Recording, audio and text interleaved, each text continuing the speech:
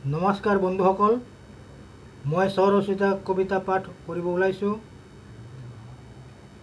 1909 চনৰ 31 জানুৱাৰী বৃহস্পতিত ঢাকাত উপজিল বিষ্ণুপ্ৰসাদ ৰাভা।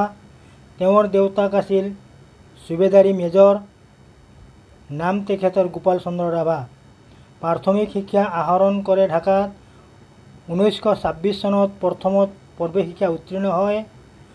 1933 চনত BSc পঢ়ি BAত নাম লগায়, কিন্তু নানান বেমেজালিৰ হেতু শিক্ষাৰ অৱসৰ লয়।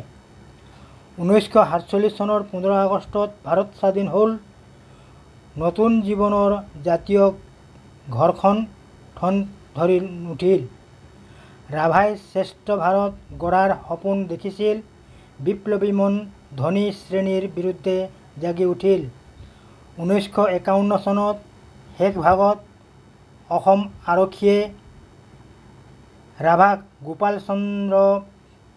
গোপালপাৰত গ্ৰেপ্তাৰ কৰে।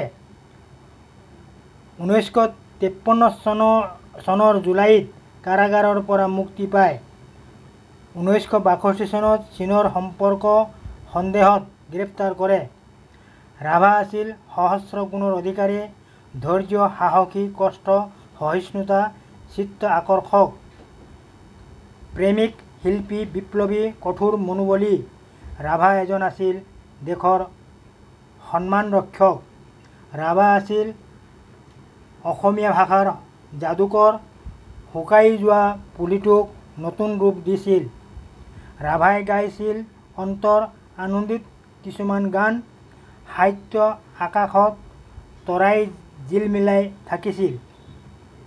শেষ জীৱন ৰাভাক চিপাহীয়ে থেতেলাই শৰীৰত বিষ ৰোপণ কৰিছিল।